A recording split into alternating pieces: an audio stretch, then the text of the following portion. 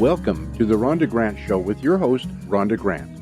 If you believe that there is more to life than what you see right now, and you want to find out more, listen in as her guests share their journey and their extraordinary experiences. Now, here is your host, Rhonda Grant. Welcome. We are so pleased that you have joined us. It is here that we will uncover if my guest has had extraordinary discoveries in her life.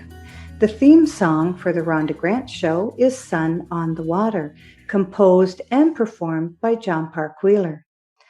My guest today is Dr. Annaleigh Driessen, who is a C-level Master Certified Coach, Clinical Counselor, Spiritual Healer, Ordained Metaphysical Minister, author and scholar of metaphysical and practical philosophy for over 35 years. Annaleigh is the founder and CEO of the International Metaphysical Academy in Victoria, British Columbia, Canada, which she established 11 years ago. Its mission is to facilitate high-level spiritual education for consciousness expansion through critical thinking, applied knowledge, and personal responsibility and love. Join me in welcoming Dr. Annaleigh Driessen. With such a vast background in the metaphysical, did you experience these types of abilities as a child? And if so, were you encouraged to develop these gifts? When I look back to my childhood, I had already very early experiences when I was in kindergarten to be drawn to healing and to education. And I did this with my dolls. At the time I didn't know it, but I built my own little school, my fantasy school with all my dolls, and I had a hospital. And so I went to the neighbors and picked up little dolls that had lost their arms and legs, and I put them all in little beds, and I wrapped them up and put Nivea cream on them and things like that. And I even didn't realize that some dolls without a head, they could not live anymore. So even if they had no head, I would just put them in the hospital beds for healing. So I didn't know it at the time, but throughout my life, I know I was preparing myself for this academy. I had many experiences, and my calling did not happen until about almost 30 years ago. And that's when I got involved with the early beginnings of the International Metaphysical Academy. And when I look back at my education, it didn't feel like it at the time, only when you introduce me and read all this, and I think, wow, it's quite a lot.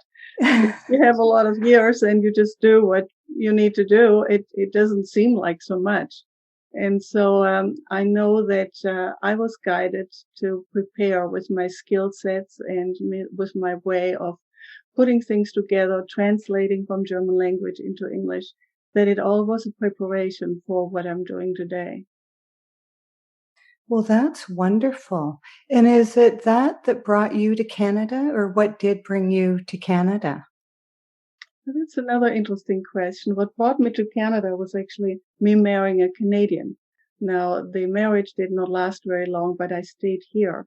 But something interesting happened also, which I remembered. And I was still in kindergarten when I announced to the kindergarten teacher that when I grow up, I will live in Canada. I had no idea about Canada. I had heard it somewhere. I didn't know where it was, what it was, but I announced it as though on some level I knew.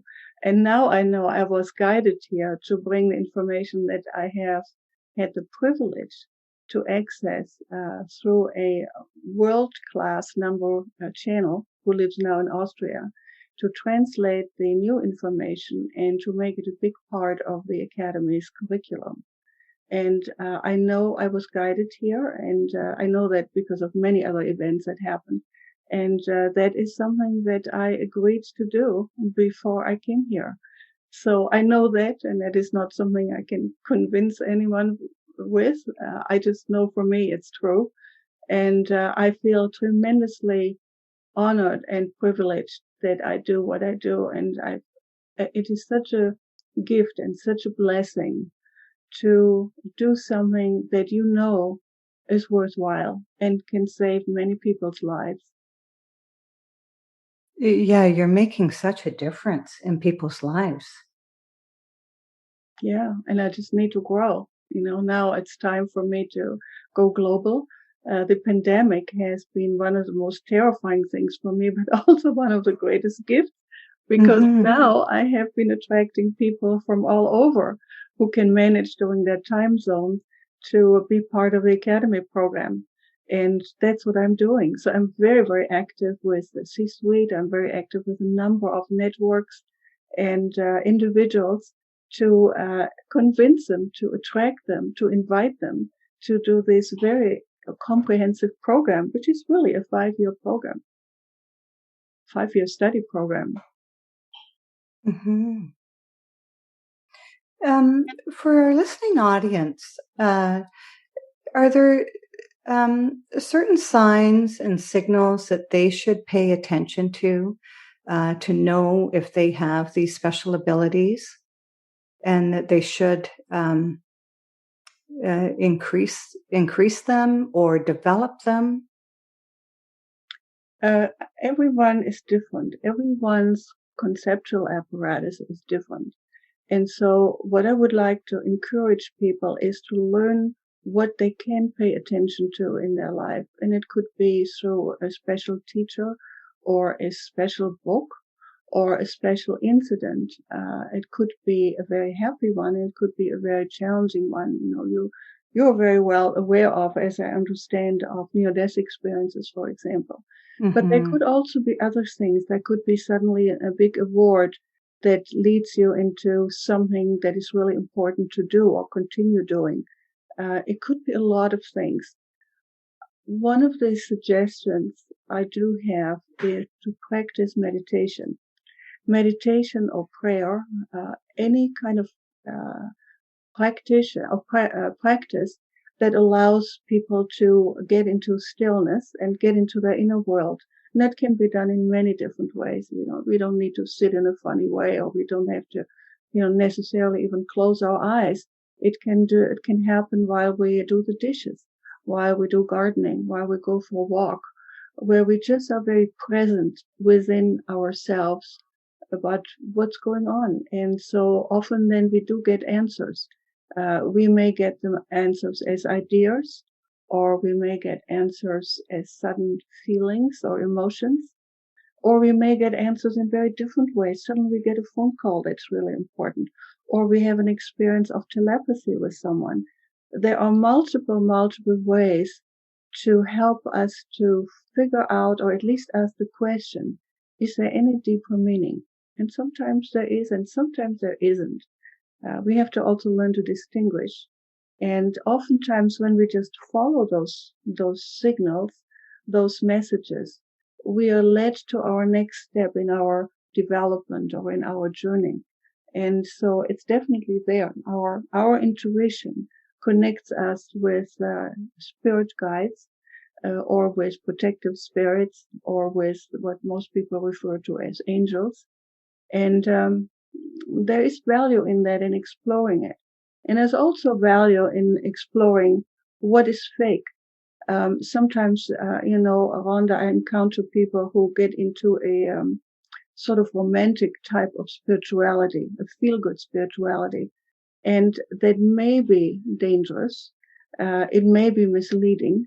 And it may take people away from responsible action, because sometimes spirituality can be an escape. And so it requires a fair amount of knowledge and self-reflection and thinking to trust the connection that we have with the spiritual world. How would a person recognize telepathy? I mean, we hear these types of words all the time, but sometimes people just don't know, what would that feel like in my body if I was having an experience of telepathy? Mm-hmm. Yeah, for example, I had this just the other day where there's a lady, she's 95 years old, and she's not my mother, but she feels like she is my mother. Yes. And we have this really loving connection. And more than at least 5 times just in the last 4 weeks, I knew like a few moments before the phone rang that it was her. And so I shared it with her the other day, and she was just really startled. And she said, "You know what? I have actually the same thing." So there is some sort of a mental, spiritual, or soul connection that communicates with each other just very quickly, and that's what happens. There are other types of telepathic connections, and they can be with animals. I don't know if you ever had an animal, but we had a dog, and it was like we could read each other. It was quite amazing. And, that is another type of telepathy. And there are many others. It's just a very interesting thing to discover. Like, for example, I had a dance teacher in Germany, and she did not know. I traveled quite frequently to Germany in my life, once or twice a year. And she had a little store. She was an artist and a writer, very mystical woman. And I know now we had a past life connection. I didn't know it at the time. But I would walk into her store, and she would look at me and say, "I knew you would come today." And there was no way she could even know I was in Germany. So that was a very interesting thing. And it was so normal for her. It wasn't even a big deal. She wasn't even surprised. And so those are examples of telepathy. Yes, and they're excellent examples, actually, that people can actually start thinking about and say, "Oh, yes, I've had that." And sometimes it's just a recognition and putting the correct name to it, because intuition is different than telepathy. Absolutely. But when you talk about go in, like your inner world, where is into the inner world? Where is that? That's a very good question. Again, that would be, different for everyone. The most simple way I can explain it is that you find yourself being very still. Closing your eyes does help. And just focus first on your breathing, on your rhythm, how your body is breathing you without any effort.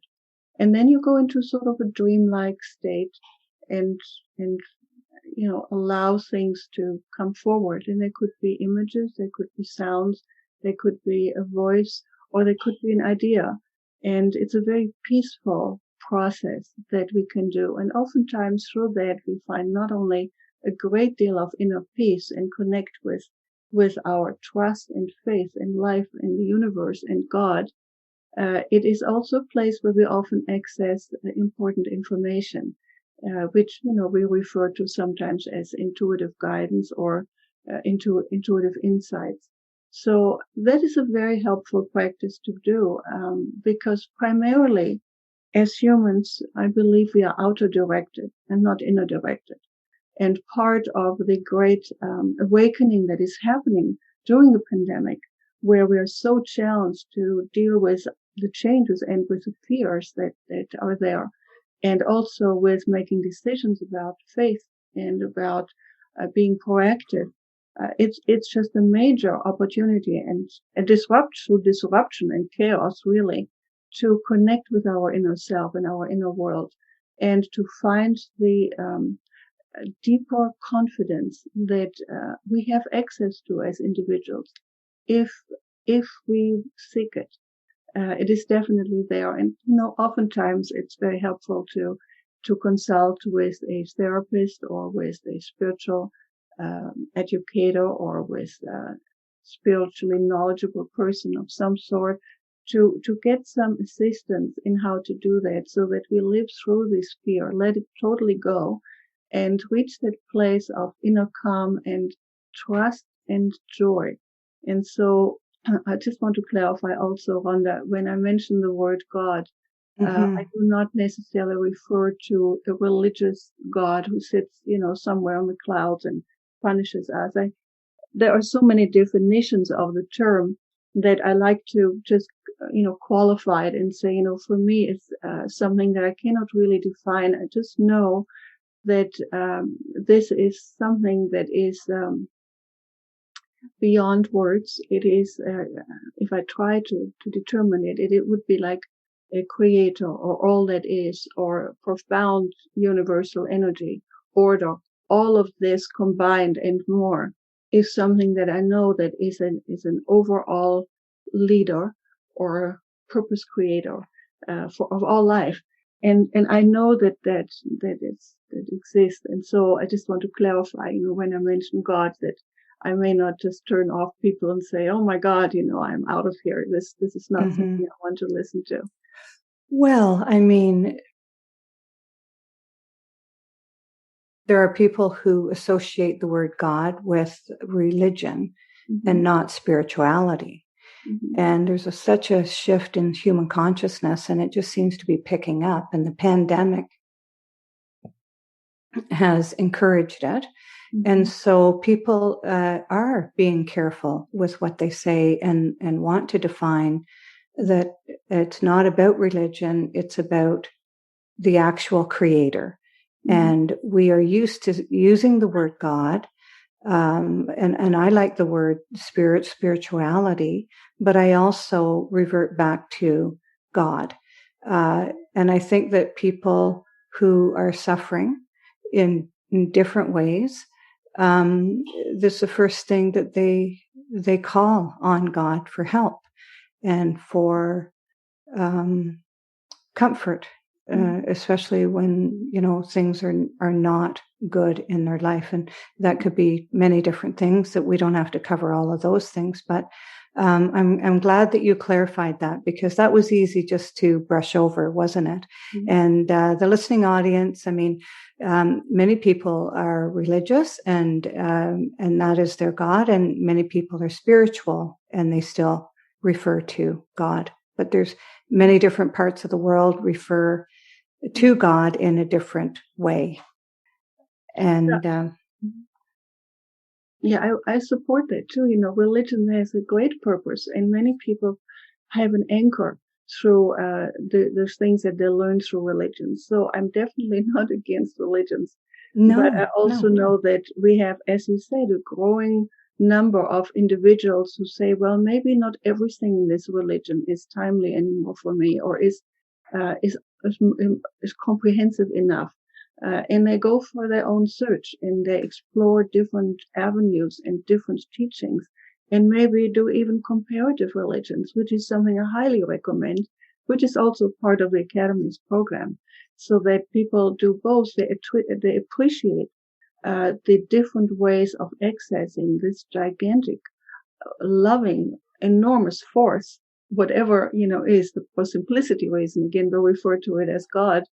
yes. But they also see that maybe some of the scriptures need to be carefully interpreted, because they may have gone through not only translation changes over the centuries, but also may be interpreted in different ways. And so critical thinking and education, these are the two things that are really, really important in the Academy's program. And everything is done very, very respectfully. I have been attracting people of different religions, and I encourage them, if there is something that is too much out of the box thinking, to just put it on a shelf and revisit it later. We are totally without dogma, without promoting any kind of religion or anything like that. It's very, very open and respectful and inclusive, because I learned early in life, and that's really interesting, that, and I was a teenager then at that time, that I realized when I had exposure to different religions, which was phenomenal. I was incredibly fortunate to travel a lot. By the time I was 28, I was in 36 countries. Wow. And I saw, I was in a mosque. I was in Turkey. I was in a Buddhist temple for several days in Tokyo. And I, had exposure to different spiritual beliefs. And I thought, if there is an all-loving God, he would not distinguish, whether you're, or. Exactly. And I learned that early on, and it, again, looking back, there were many incidences in my life that prepared me to do what I do. And I just realized that God must be something so big, and we only have very little access to the magnitude of this phenomena. And that if it is true that everyone talks about God as being loving, then he's inclusive. So we have all access to that. But it is like someone told me, like a diamond. Everyone has a little facet of a diamond, and we don't have the whole thing yet, but I really know that after our transition, we will have access to that. Yes. And one of my favorite words this year is the word inclusivity. And I'm hearing that you're saying that as well. It's all inclusive. Mm-hmm. And I really like that. So when we talk about going within or the inner world, is it the same as being present, or can you help the listening audience know the steps of of becoming present and how to stay in that frame of mind and be mindful throughout the day? God, it's very difficult to do. As I said, we are mostly auto-directed when we are busy, we're doing stuff, and we are not in a meditative state. If we can do that all day, I'm not sure if we actually can, because we have things to do, right? And so we focus on, an article, or we focus on, I don't know, something that needs to be done. We need to do laundry or something. We focus on something very specific, which is, we are being auto-directed. But I do know, and I just know it from personal experience, with some regular time out during the day, and it could be, meditation or just sit quietly somewhere, we can increase the moments of presence.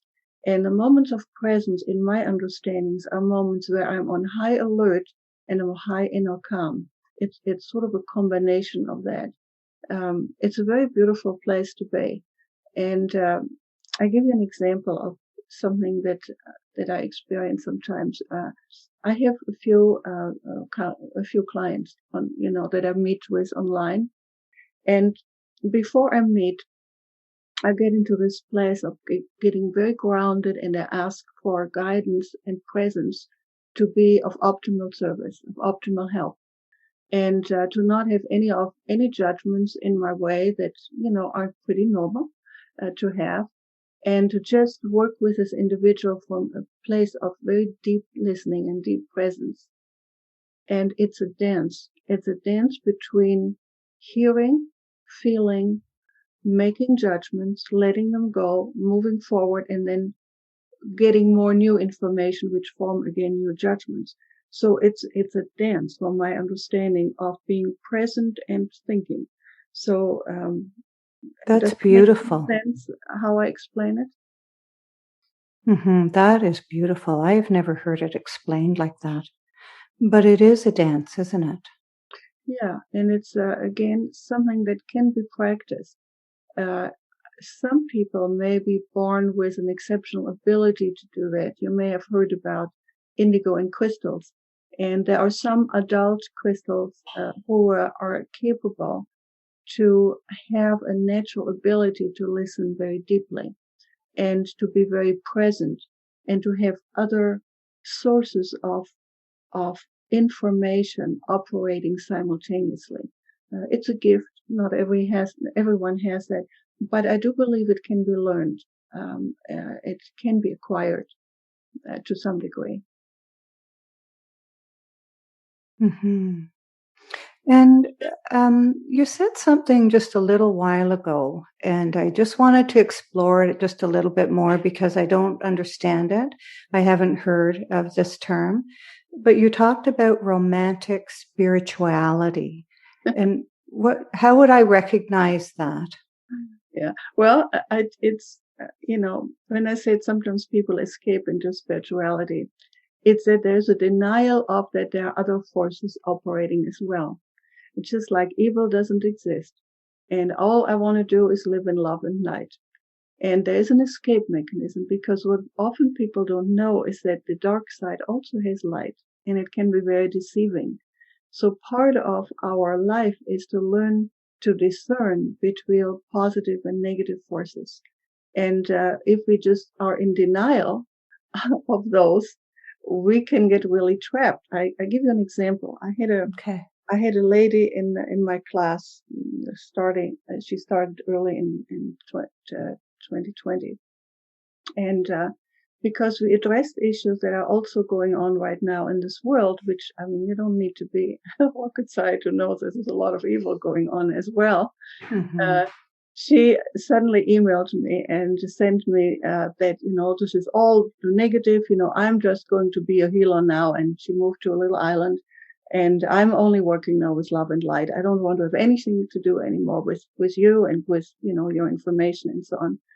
And so I just gave her one phone call because I don't push people. It's free. If people do not want to continue or anything like that, which happens very occasionally, then I might inquire why, but I will not use any manipulative type of process to get them back, because I do believe in free choice. Mm-hmm. And so I now know, and I knew it at then, that if people escape into this sort of love and light only kind of thing, they often wind up in a very deep depression. In one of the cases that I know is the woman, she was not part of the academy, but very, very involved in healing and spirituality and all this. And she attempted twice suicide. She was just rescued in the last little moment. And she got into a very, very deep depression. And so that can happen. And unless they have the fortune to have some help to get through this, and to gently rebuild their inner confidence, their confidence in their own spirituality, they may just not survive, and they live a horrible life of depression and loneliness. And so that would be an example that I could share with you. There are some two cases that I've experienced recently. That's too bad. And is it that when people are going through this spirituality or awakening or enlightenment, that they need to be around like-minded people so that they stay grounded? It really helps. When we have a community, it really does help to feel supported, to feel understood, to feel being listened to. It really does help. There are few individuals historically who went into isolation and had, great insights and discoveries, but this is rare. Buddha was one of them, and there are other individuals whom we don't know. Some people get it only through reading and through journaling. But to have a community, even if it's just a few people, where you can share what you're experiencing, what you're thinking, what you're feeling, it really helps to validate who you are and where you are at this point in time in your life. So I highly do recommend it. And one of the things that we have in the Academy is, because we have such very different people from all walks of life. Yes, wonderful. Time, they build such a strong sense of love and respect for each other, and they're lifelong friends. That may not mean that they have dinner, every week together or so. But if someone needs anything, even years later, you can call on someone and the connection is instantly there. It's a very intimate, very edifying experience to be in a group of like-minded people and knowledgeable people as well. Yes, I would think that it would be. I know that a lot of people have spiritual journeys that it feels isolating because they don't have someone that they know of that are going through what they're going through. Mm-hmm. And the enlightenment that they're experiencing, because there's so many different levels of enlightenment. Do you agree with that? Absolutely. We are all different. All of us here on this planet, we have a different connection to the divine. We experience it differently, but we can share some things with someone. And unfortunately, as you may know, many times we cannot share it within our own families, not with our spouse, not with our children, because there is not the connection, is not the antenna. So we have, or the resonance. And so we have to look for someone to share it with, and something like us in the academy, that it's possible to have that. But it's also possible in other ways. There are metaphysical coaches, there are metaphysical counselors, they may not be all that knowledgeable, so you have to look, you have to interview them, you have to find out what's their background, what's their belief, can I trust them? And it may require a little bit of searching. But again, thinking and reflecting as well. It's very easy when someone is vulnerable to just gravitate to some guru or some person who may be somewhat questionable.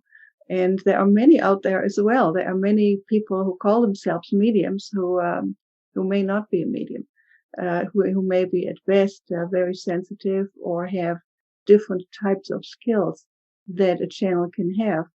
And one of the things, for example, we cover in the academy is that there are many different types of mediumship and channels and sensitives, and how to distinguish the difference so that we can make the best connection and the best use of those people we are in contact with. Mm-hmm. And that's where a lot of people go for answers. Mm-hmm.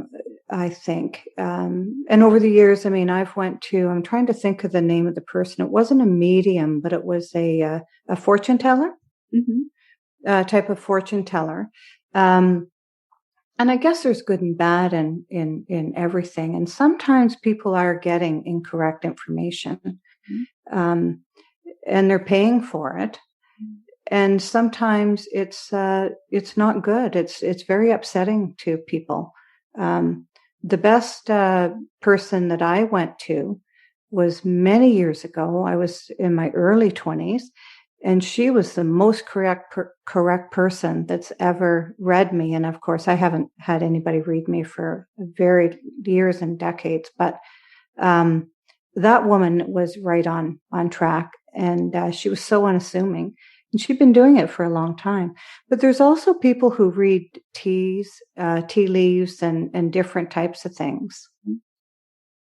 Yeah, for many, this is an entry into the understanding of the invisible world, which right. It has value. I'm not saying these are not good, because people need to experience it. And if you have a negative medium or channel, then that's a learning experience, and then you would see it as that. It was very funny. Years ago, I published articles to warn people of mediums, and now I'm involved with what I believe is the number one in the world in Austria. Yes.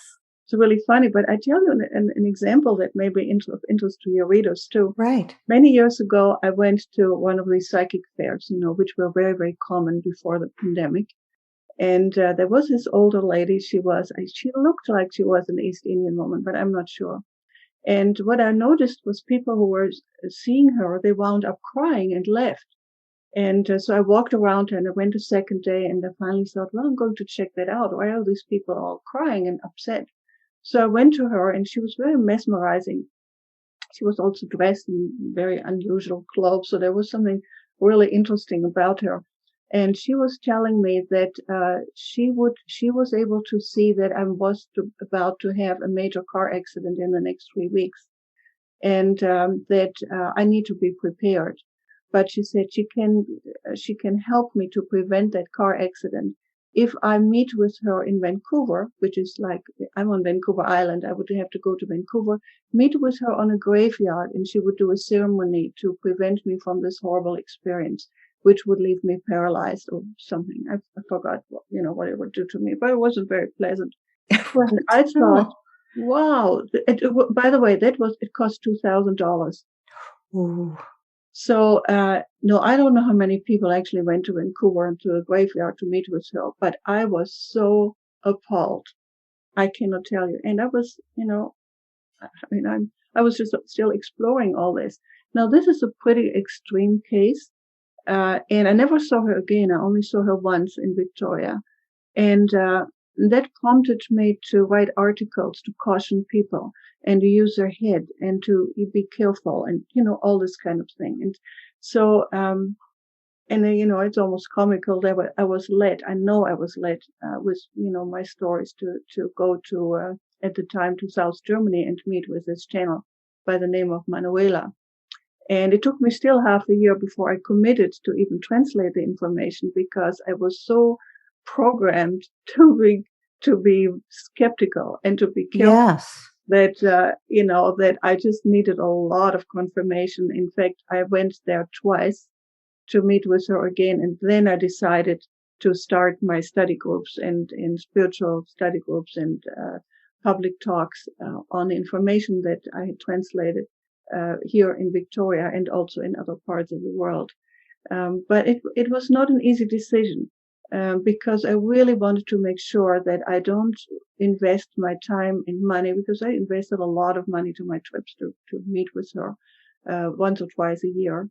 And so I wanted it to be worthwhile, because we have mediums all over the place. There was nothing like it here in my vicinity, in my area, that come even close to the kind of quality of transmitted information.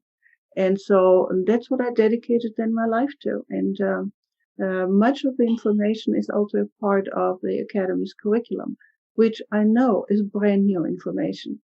And I want this information to be available to anyone who wants to find out about it. And I want it to be available for the next few hundred years. So I have everything, the entire curriculum, ordered properly with numbers, handouts, study materials, and my presentation parts in between, so that anyone who learns this stuff can become a facilitator. And eventually, what I'm looking for is to find a person who is male or female, 30 or 40 years old, who will become the CEO of this organization, has the knowledge, but also a very good business sense, exceptional people skills, and a lot of love for life and for truth. Oh, that's wonderful. That's just wonderful. Thank you for that. I do have a curiosity, though. Mm-hmm. Did you have the car accident? No, never. No, you didn't. No. This was all BS. This was Yes. a highly manipulative, dangerous woman who told everyone when I saw later this horrible things that would happen to them, whatever it was, and she could save them if they would come and do her ritual for $2,000. No, I did not believe it at all. I was appalled. Mm-hmm. And so they prey on the weak and the vulnerable. Right. And because you were so grounded in all of these subjects and had so much knowledge and were skeptical, it's almost like you were drawn to her for the reason that you talked about, is so that you could write articles and alert people. Yeah. I think so. It was before the Academy, even. That was years ago. That was probably 30 years ago or so that I had that experience. So it wasn't that I had all this knowledge. I just think I had sort of an intuitive ability or ability to think things through and to recognize quickly what is fraud and fiction and what is of real value. I think I may have had that already early in life. Yeah, I think so. Mm-hmm. How may people reach you? What do you mean, how many people reach you? Well, how may people reach you? If they wanted to reach out and find out about your academy, or if they wanted to email you, how may they reach you? Oh, they can, first of all, they can look at my website, which is, by the way, going to be a brand new one fairly soon, which is very simple. It's one word, metaphysicalacademy.com. And they can just simply write to me at Annaleigh@metaphysicalacademy.com. And then they can meet with me. I really suggest to meet on Zoom to find out what they're really looking for and if I'm a fit for them, because it's not for everyone, because it is a fair amount of time investment and energy investment. And, people need to be really serious with stuff. It is not a quick weekend course. Mm-hmm. Each module is a year. So we meet once a month approximately on a Saturday from 10 to 3 Pacific Standard Time. And there's homework involved. There's a quiz. It's fun. It's very fast paced, so people are not bored, because when you hear 5 hours, you will say, "Oh my goodness, how am I going to sit there for 4 or 5 hours?" Very fast paced, and a lot of breaks, short breaks. Yes. And it's very, very high energy. And it's also very intimate. As I said earlier, that form are really quite extraordinary. And the acceptance of each other, because we're so different. My goodness, it's sometimes, I wonder, where do these people come from? Yes. But it is lovely. I love it. I love to have the range of different life experiences of different levels of education, and do it practical, make it real, make it simple, and at the same time, in simplicity is depth, as you know. And Yes. anyone who can learn anything with depth also can present it simplistically. And that is one of the beauty of the program, that everyone can understand it. And if they don't, we ask questions. If I don't have questions, I don't have answers. I want to say, I say I don't have the answer. I don't know. But if I do have the answer, and I have quite a few, then I will tell them. So I have no interest in pretending anything that is not correct or that's not true or not something that I know I can totally share. And I don't also have my ego invested in that, because I see myself more as a friend, as a facilitator, as someone who shares knowledge. I don't see myself as a guru. So that's maybe the difference. Yes. And so what extraordinary discovery have you found in your life? Well, the two things, really. Okay. One is that I mentioned earlier in our conversation, and that is that I know God exists. Yes. And that God exists in a way of, in different ways. And I know that that is not something I can convince anyone of. And the other thing is the discovery of really this source of information that I came across. It's extraordinary. There is nothing in my world, in my life, that had more impact than access to this information source. And I know that may not sound like a lot to people because they don't know, but I have had so many experiences in life. Sometimes I feel I had 3 lifetimes at least. Yes. So many different things I have been doing. I have been traveling. I have been exploring. I was, CEO of a sales training and sales management consulting firm for 3 years. I had a number of other businesses. I, was doing high-level coaching, and everything led me to what I'm doing now. And to have this information is, I still today often I'm in awe. I know it's so profound. And I wonder, why is it me, who had that privilege to develop this and to share it with the world? Yes. Well, it's very obvious looking back over your background that you've been led and guided, and all the experiences that you've had in your life has prepared you for the Academy. And, you just have a plethora of information and work that you've done, awards that you've won, and books that you've written. And so you're just extremely fascinating and so interesting at so many different levels, because you have, your marketing experience and the work that you did there also provided you for the work that you're doing with the Academy. And so it is extraordinary. Your life is extraordinary. But I know what you feel like when you say you feel like you've lived 3 lifetimes in one, because you're very talented, you're very curious, and because of that, you've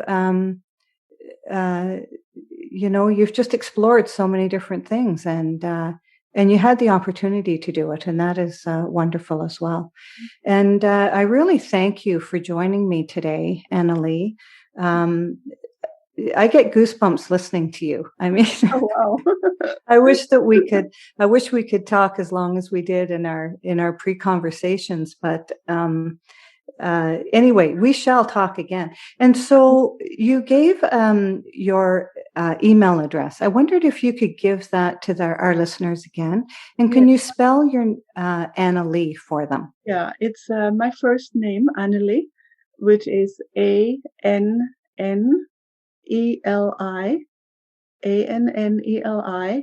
at metaphysicalacademy.com. Metaphysical Academy, one word.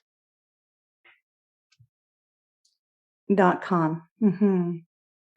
Well, thank you. Thank you to my extraordinary guests this morning.